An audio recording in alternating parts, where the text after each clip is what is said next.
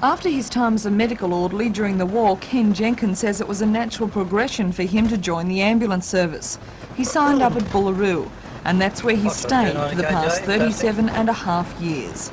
For the past 28 years, he's been a station officer, and according to his workmates, what Ken doesn't know about the ambulance service or the Newcastle area isn't worth knowing. Although he's been in charge of the station, he also found time to go out on the road, a part of the job he says he will sorely miss. Ken says the main reason he stayed in the one place is because of the people. I'll miss it. Enjoy the people here, and I feel part of the town, and I will miss it. What do you think's been the highlight of your career? Just doing what I've always wanted to do since I was a young lad. Work with the sick. Particularly I had training in the Air Force. I just seemed I wanted to carry on from there, and I was lucky enough to land the job here at Bullaroo. Over those 38 Ken years, intends to remarry and travel around Australia in his retirement. The most unusual one.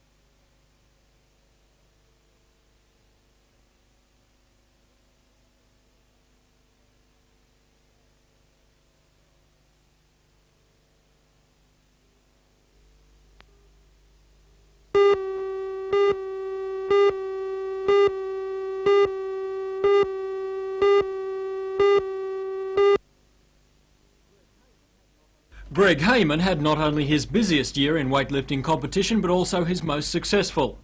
Greg lifts in the flyweight 52 kilogram division and has not been beaten in Australia for 18 months. He's the national, state and country champion, and in Auckland just over a month ago he had his most successful day with the weights, breaking no less than 6 records, 1 Commonwealth, 2 Australian and 3 Oceania marks.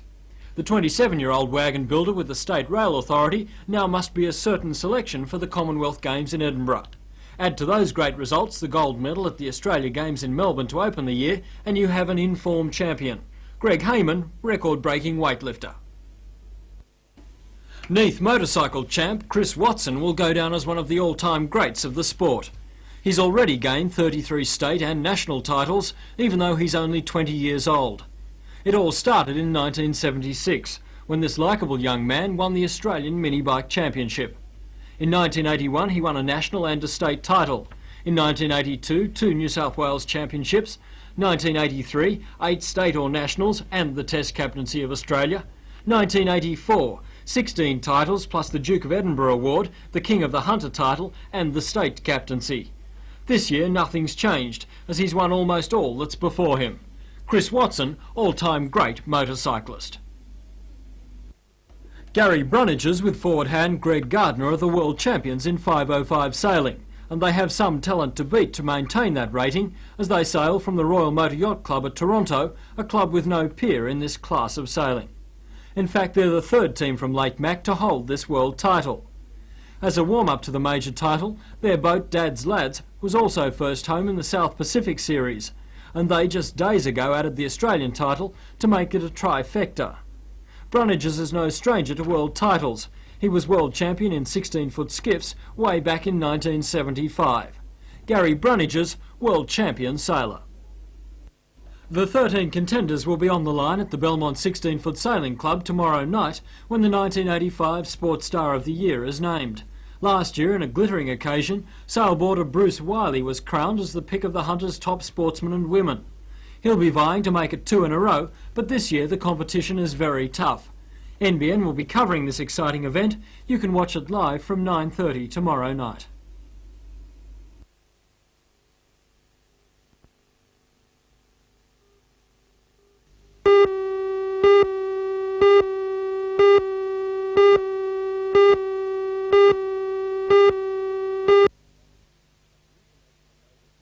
The information on labels shouldn't be such as to give people an unfair commercial advantage. We don't believe people should claim a particular regional origin, Hunter Valley for example, or Pecolban, simply to give themselves a commercial advantage if that's not a common sense, fair income description of where the wine or where the grapes come from. Do you think, though, that the average wine drinker cares, so long as the wine tastes all right? No, I don't think the average wine drinker cares very much. I think that's all the more reason why the industry shouldn't allow a problem to emerge. I think it's a matter of getting the fine print, if you like, on the label, not because most wine drinkers care, but because you want to dispel any image, any tarnishing that might occur because people say there's non-disclosure, there's misleading information. So it's not a matter of a real problem, it's a problem of perception, a problem of image. You've got a great industry with a great deal of potential, and I think it would be much better for it to take the initiative, take its own action on self-regulation before the government does.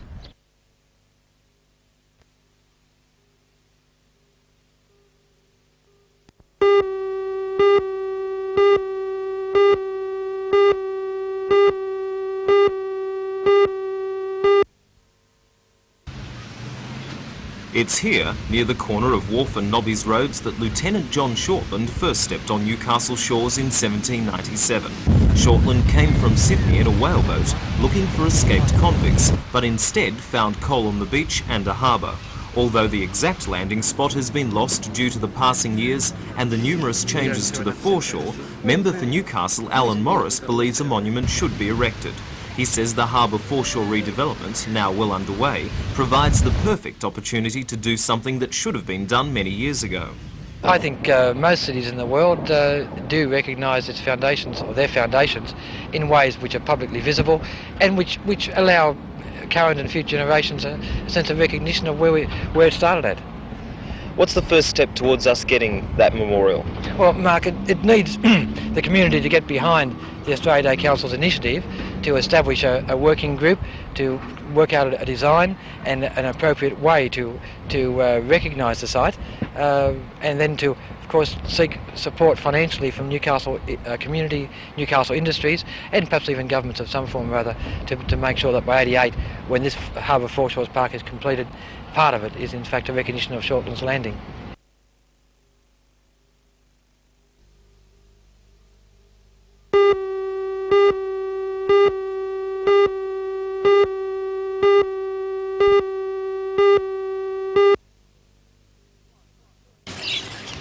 Last night's meeting would seem to have put it beyond doubt that what began as a council revenue-raising exercise has become more of a headache. The main issue before the council was whether they would retain the services of Shire Clerk, John Walsh. His role in council's handling of the Salamander project was strongly criticised in a Department of Local Government report tabled in State Parliament in November. The report recommended that council consider whether to retain his services, because in their view, his handling of Salamander was totally inadequate. Council last night followed this recommendation to review Mr Walsh's position, but were in favour of keeping him on as Shire Clerk. Even after this latest decision to retain the Shire Clerk services, further tremors from the whole Salamander issue were to surface. At the end of the meeting, Councillor Crichton announced that he would stand down at the close of proceedings. In a prepared statement to Shire President Roy Taylor, Councillor Crichton said he wasn't critical of the Salamander concept, but rather only what he termed the unfortunate and secretive manner in which it had been handled. Councillor Crichton also stated he had very little confidence in the quality of much advice the council was given. The main reason for his resignation, he said, was because he felt a moral obligation to adhere to a call by what he considered to be the vast majority of ratepayers for councillors to resign over the Salamander issue. Look at us very favourably when the time comes up to approach you.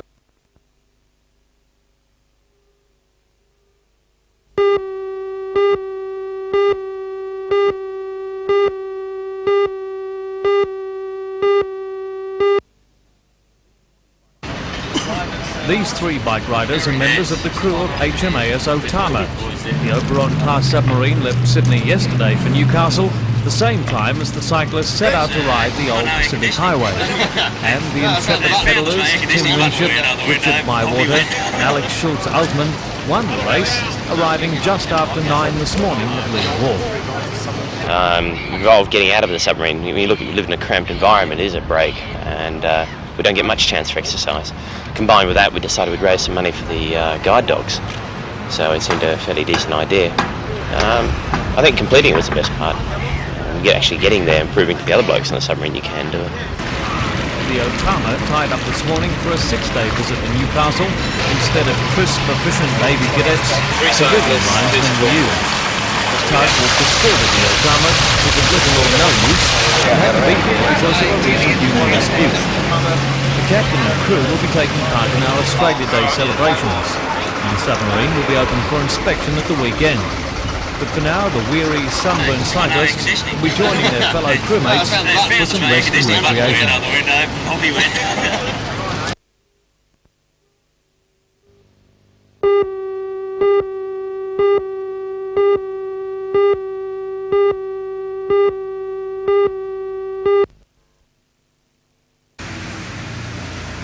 The 13-kilometre bypass starts at Ourimbah at one end and Mount White at the other. It shortens the journey between the 2 points by cutting many of the curves and taking a more direct path. The $80 million project will be open to traffic later this year. But by providing far superior freeway conditions, the road will divert passing traffic from roadside businesses at Pete's Ridge. The Golden Fleece service station, with the well-known kangaroo landmark, will close the day after the freeway opens. It means virtually instant closure. It means the reduction in employment by approximately 22 to 25 people overnight. Caltex owns the property and will not seek another site because it already operates a property at Ourimbah. This is despite having derived $300 a day in rent from the Pete's Ridge service station. Then there's the well-known comfort stop, the Oak at Pete's Ridge. At the moment, it's used extensively by tourist coaches and motorists alike. 36 full-time and casual staff work at the milk bar and food outlet. Oak leases this property from a Sydney owner. The management has decided to adopt a wait-and-see attitude and examine the traffic flows. If the business becomes no longer viable, then this Pacific Highway landmark may also soon disappear. This raises the question of fuel and food stops on the freeway between Sydney and Newcastle. Unlike the autobahns in Germany, which provide regular service centres, the DMR has no plans before it to build either a freeway fuel stop or food outlet.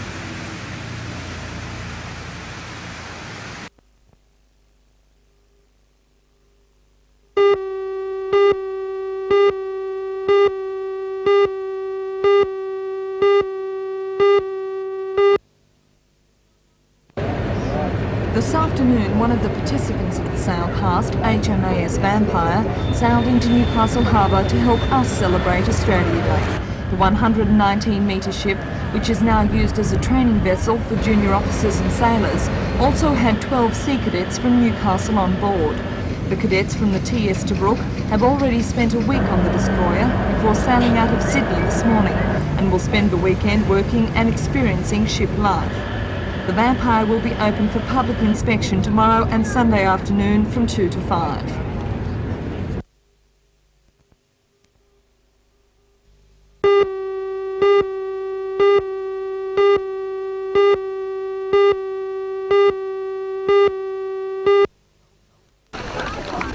No Australia Day celebration is complete without a reenactment of the landing of the First Fleet, and as has become a tradition in Newcastle, Captain Phillip and his crew stepped ashore on Horseshoe Beach.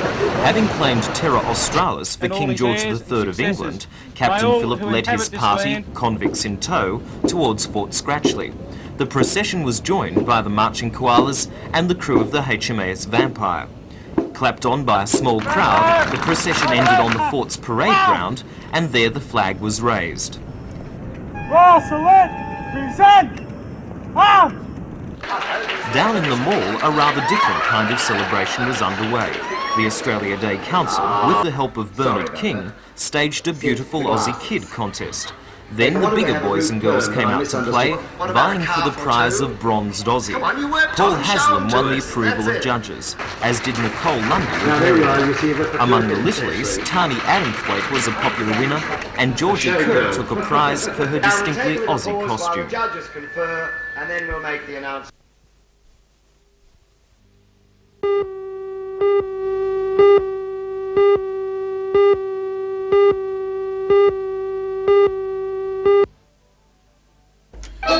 It's over this traditional 3-day break that many Australians take the opportunity to remember our history by celebrating the country's birthday. At Raymond Terrace yesterday morning, a breakfast to greet early Australian risers was held in the town's Bettles Park. Other activities celebrated the occasion, including an Australian bush band for family entertainment and dancing. Native Australian saplings as well as souvenirs and flags were handed out, and although hundreds turned out for the festivities, it was the younger Australians who seemed to enjoy the party the most. At Maitland, the traditional Australian Day procession from St Paul's Church to the Maitland War Memorial was led by the city's mayor, Pat Hughes. Among the marchers was Maitland resident Twink Story, who was awarded the Order of Australia and has been honoured on the Australian Day list. In Singleton, citizens from throughout the Shire gathered at the town civic centre for the official ceremony. Honoured guests included State Member for the Upper Hunter, Col Fisher, sharing the Australia Day address and conducting the flag-raising ceremony. It was a different type of celebration on the Central Coast. Enjoying some of the country's most scenic spots, hundreds flocked to Terrigal for a weekend spent enjoying the sun, sea and surf. And it was a similar story on Lake Macquarie, with holidaymakers and campers taking time out to relax in the great Australian outdoors. Today, more Australian Day activities are planned throughout the Hunter, with many countrymen taking advantage of the long weekend to just sit back and enjoy the break.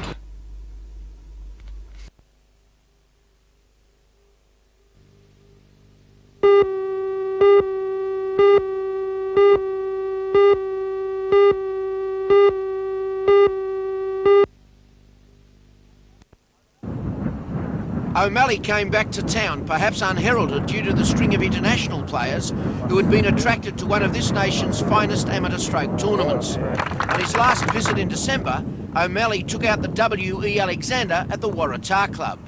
Obviously a player of the future, the 20-year-old was runner-up in last year's Australian Amateur Championship.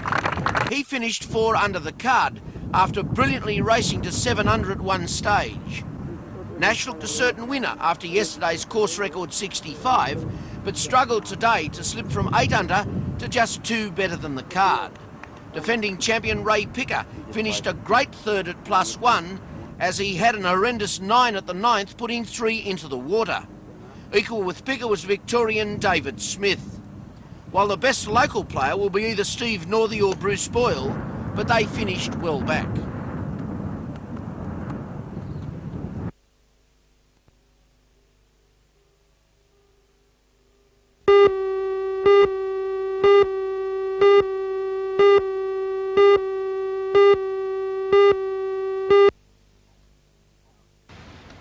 Of the 70,000 Hunter students who head back to school tomorrow, about 2/3 rely on free bus travel. Under the new scheme, a student who lives more than 1.6 kilometres as the crow flies away from school, or 2.3 kilometres walking distance, will be entitled to a free bus pass. That means fewer students will be able to travel free. As a concession to bus companies and confused parents, the state government has delayed the introduction of the new arrangements for 2 weeks. For that period, the arrangements will be exactly the same as last year, and students will be able to get free bus travel simply by showing their 1985 bus passes.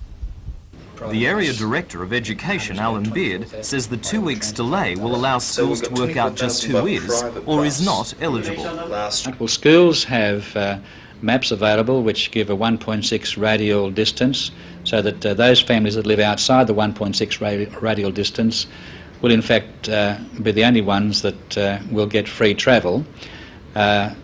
We will have been in contact by then with every parent who is affected by this change, and they'll all know who is entitled to free travel. And also by then the Urban Transit Authority decisions, I think, will have been made at the school about which children are entitled to free travel through the Urban Transit Authority. Because the changes to the bus pass system mean that fewer students will travel on buses, most private bus companies will suffer a significant loss of income. In fear of losing their jobs, private bus drivers will strike tomorrow, meaning 24,000 students in the Hunter will have to find other transport to school. The drivers will meet in Sydney to decide whether to accept a redundancy package approved by State Cabinet today. If, as seems likely, the drivers reject the package, the strike will continue. Of the 200 private bus drivers in the Hunter, at least 20 may lose their jobs. These drivers at Fogg's Motor Service are worried. Do I go on the scrap heap? Yeah. The government won't employ me because they'll find something bloody wrong with me. You worried about losing your job? Oh, a little bit. We all are. We don't know what's going to happen. Definitely. Do you think the government's been fair?